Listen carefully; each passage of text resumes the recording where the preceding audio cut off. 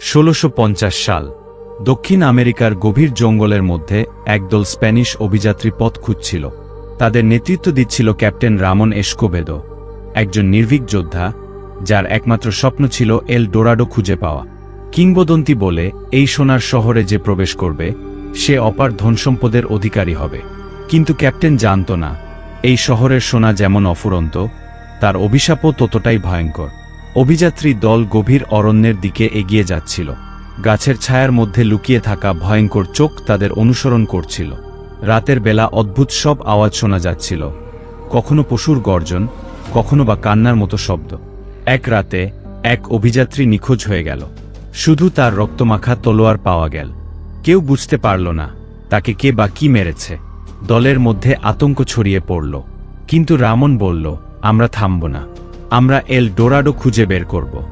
অনেক কষ্টের পর তারা এক বিশাল ঝর্ণার পেছনে সোনার তৈরি এক প্রবেশদ্বার দেখতে পেল। সেটি ছিল এল ডোরাডোর প্রবেশপথ।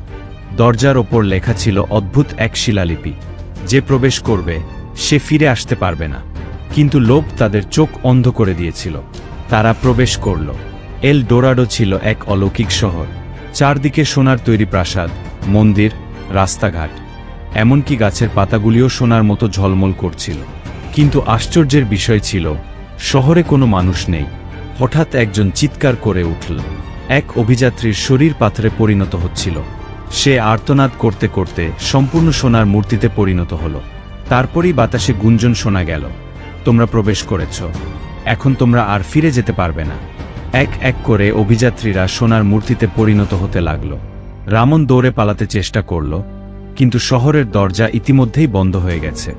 সে আতঙ্কে চিৎকার করল, এটা ফাঁদ, এটা অভিশপ্ত। 100 বছর পর 1920 সালে একদল প্রত্নতাত্ত্বিক জঙ্গলের মধ্যে এল ডোরাডোর ধ্বংসাবশেষ খুঁজে পেল। তারা দেখল শহরটি আজও সোনার মতোই উজ্জ্বল, কিন্তু তার চারপাশে ছড়িয়ে আছে শত শত সোনার মূর্তি, সবগুলো মানুষের আকৃতির। তারা জানত না এই মূর্তিগুলো একসময় জীবন্ত ছিল। আর ঠিক সেই মুহূর্তে বাতাসে ভেসে এল সেই ভয়ঙ্কর গুঞ্জন, তোমরা প্রবেশ করেছ, এখন তোমরাও আর ফিরে যেতে পারবে না।